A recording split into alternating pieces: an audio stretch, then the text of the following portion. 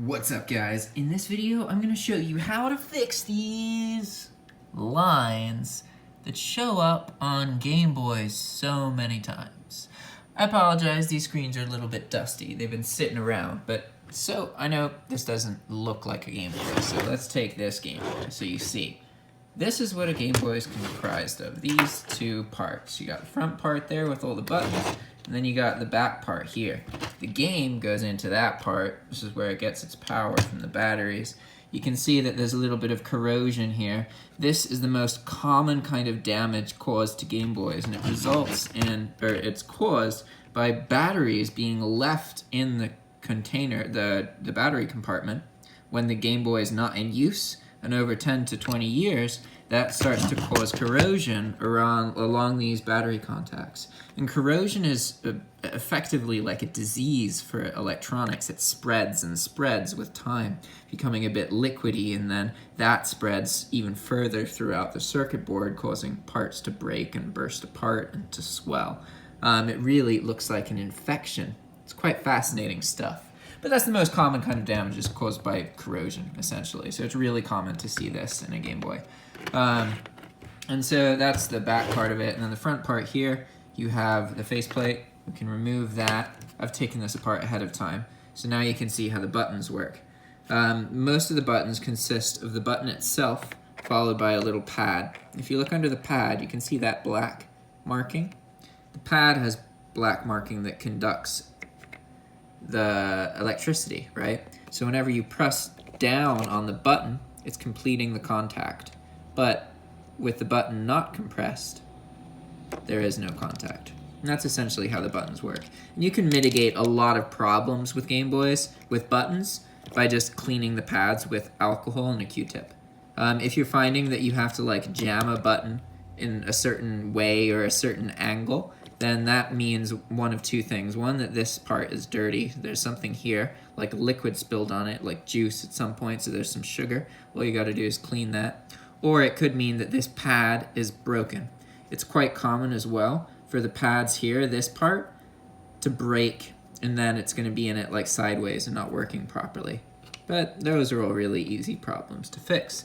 The other most common problem is this. So you can see that we can adjust the contrast here, but there's all of these lines on the screen.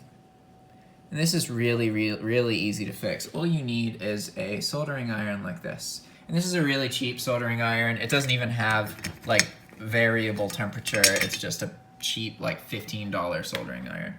You don't even need any solder, because essentially what's happening is there's contacts. Like this is a disassembled Gameboy. And if you zoom in there, you can see all of those little lines where the white stuff is, like right, where's my soldering iron? There it is. Right here, like all of this stuff. Every single one of those lines corresponds to a line on the screen. So essentially, these lines indicate that the connection has been lost on the specific line that correlates to that line on the screen. This is really easy to fix most of the time. It's just because you need to be able to heat the Gameboy up, right? So I'm gonna grab this plier-like thing real quick, and we're just going to look at this one here. I'm trying to do this one-handed, so that might not work out very well. But essentially, you just want to get the little pad to come up just a little bit in the corner, because you got to remove this rubber pad here, otherwise you're not going to be able to heat the surface up properly. So let me find my pokey tool. One second. There's my pokey tool. Yeah, I like how organized I am, guys. All right, so these things are really useful, and we're just going to go in here and then pull this rubber pad up in the corner a little bit. I'm really not used to doing this one-handed. We're essentially just trying to make a little gripping point for the pliers. There we go. We're gonna fix that one because that one worked better. So you can just take the pad off like that, and now you're gonna have this patch underneath. This is a strip of adhesive. So you don't want to heat this up because it's just going to burn and gunk up and cause problems later. So you want to remove it if possible. And it's usually pretty easy to remove. A lot of times you can just do what I just did and grab it and peel it off just like that. And so now we're ready to perform the fix. We essentially just have to heat this part right here. If we go back to the broken, disassembled Game Boy, we can see all of those lines, right? So essentially what we're doing is we're just heating the adhesive so that it resets in the same place. You don't have to remove anything, and honestly, if you break one of these connections more permanently, you're not fixing it. It's done. Essentially, you can imagine that almost all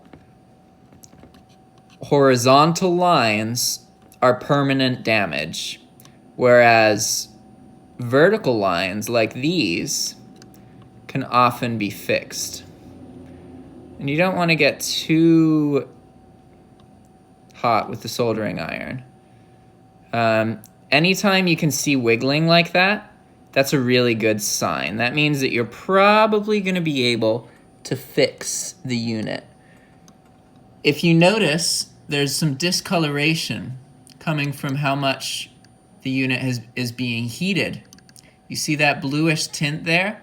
If I leave this soldering iron in the same spot, that's going to start to grow more and more and more and more and more. And eventually, that's like permanent burn damage on your device. So you want to be careful. Make sure you're moving the soldering iron around a lot, because you are going to have to be kind of patient with some of these. Ultimately, if they wiggle like that, you see how everything's wiggling? That means you're probably going to be able to fix it. Whereas if they're not wiggling at all, maybe less lucky. So see, we had a whole bar there before, and now it's essentially all gone. So we can move to this other side. What I'm going to do is just really quick switch my hands here. It's so awkward recording one-handed. Someday somebody else can record for me and I can just talk and focus on the task at hand. So you just do the same thing. And you can see how they're wiggling, like they're flickering on and off. Whoa, that's a good sign. I'm not as coordinated when I'm left-handed, as you guys can probably tell. But this looks like a Game Boy that we're going to be able to fix completely. And you are going to find that sometimes, no matter how much you do this, the lines just come back. But honestly, almost every time, you'll be able to fix these kind of lines. You just need to apply some heat. And then also give it time.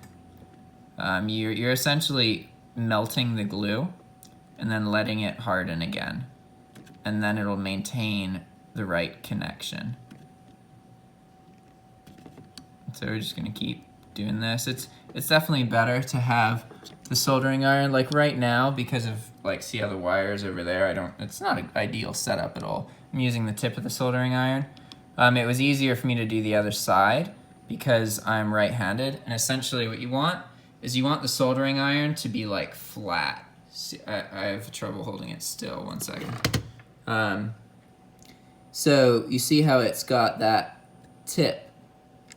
You want to be able to like use all of the side of the soldering iron instead of just using the tips of it. But yeah, that's how you fix this this problem. And I'm not going to do it to all of these Game Boys because you guys would just see the same thing over and over again, and it's way easier to do with 2 hands. But ultimately, that is one of the most common problems, is having these problems with the screen. So you saw I fixed the left side. I'll fix the right side by just continuing to do that more. But I was being too imprecise and burning stuff, so I stopped doing that. And when I have 2 hands available, then I'll take care of it. But that's pretty much the main problems. There's the corrosion that you can get in the battery compartment, which leads to failure on the rest of the circuit board. And then there's the issues with buttons being sticky, which usually comes from something like a kid spilling something, that kind of thing. All you do is get like a Q-tip or some like rubbing alcohol and then just clean these black pads. That's gonna fix most button problems, unless button is broken. So essentially what that looks like, I can actually get it to happen here, 1 second.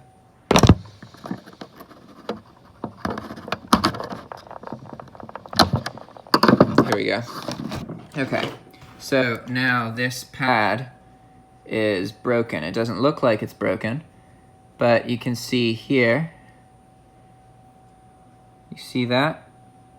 That's gonna cause problems because when the pad goes to compress, see how that part sticks out? It's gonna get in the way, and eventually that part's gonna disappear completely, right? So that would like essentially look like, if I just keep wiggling it, it should break. They're surprisingly durable, to be honest, but everything has a limit, see? And it's not uncommon to see them looking like this. And all you need to do is just replace this pad. It's really easy.